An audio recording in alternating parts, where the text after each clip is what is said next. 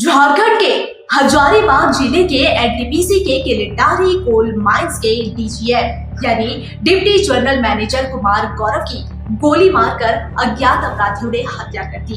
परिजन पोस्टमार्टम के बाद दहाड़ते हुए शव लेकर बिहार के लिए रवाना हो गए और साथ में छोड़ गए कई तमाम सवाल। जी हाँ, सवाल ये है कि आखिर किसने की या किसने करवाई डीजीएम कुमार गौरव की हत्या? कोल सिंडिकेट या कोयला माफियाओं के षड्यंत्र का शिकार हो गए थे डीजीएम कुमार गौरव? हत्या का संभावित कारण प्रारंभिक जांच में यह सामने आया है कि गौरव की हत्या कोयला माफियाओं और अवैध वसूली रोकने की उनकी सख्त नीतियों के कारण हुई हो सकती है।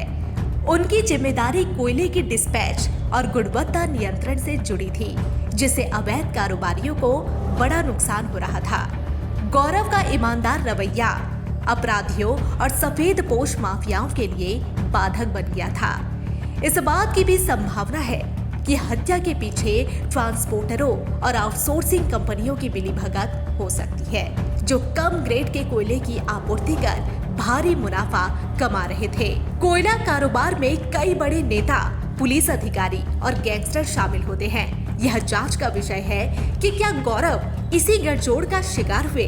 अगर इस मामले की निष्पक्ष जांच नहीं हुई तो यह भी शरद कुमार हत्याकांड की तरह एक अनसुलझी गुत्थी बनकर रह जाएगा। पुलिस कार्रवाई। पुलिस ने मामला दर्ज कर कुछ संदिग्धों को हिरासत में लिया है, लेकिन 24 घंटे बीतने के बावजूद न हत्या की वजह स्पष्ट हो पाई है और न ही कोई आरोपी पकड़ा गया। इससे पहले राजधानी रांची में भी एक कोयला कारोबारी को दिन दहाड़े गोली मार दी गई थी, जिसकी जिम्मेदारी एक गैंग ने ली थी। हजारीबाग में भी अमन साहू, अमन श्रीवास्तव और पांडे गैंग सक्रिय है, जिनकी भूमिका जांच के दायरे में है। परिजनों की प्रतिक्रिया। पोस्टमार्टम के बाद शव परिजनों को सौंप दिया गया।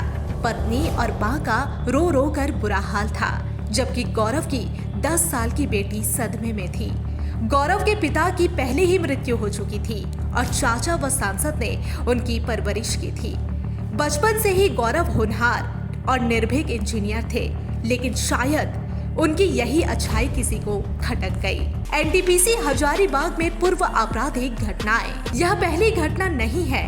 मई 2023 में ऋत्विक कंपनी के प्रोजेक्ट कोऑर्डिनेटर शरद कुमार की हत्या हुई थी, जिसका अब तक कोई समाधान नहीं हुआ।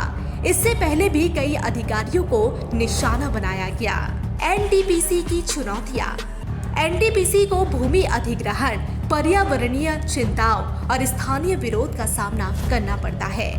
इसके अलावा कोयला माफिया और स्थानीय गिरोह भी अधिकारियों के लिए खतरा बने हुए हैं। भाजपा सांसद निशिकांत दुबे और बाबूलाल मरांडी का बयान सामने आया, जिसमें उन्होंने सरकार की कानून व्यवस्था पर तमाम सवाल खड़े किए। उन्होंने कहा कि यहाँ पर अपराधियों में जरा भी कानून का खौफ, कानून का कोई डर नहीं है।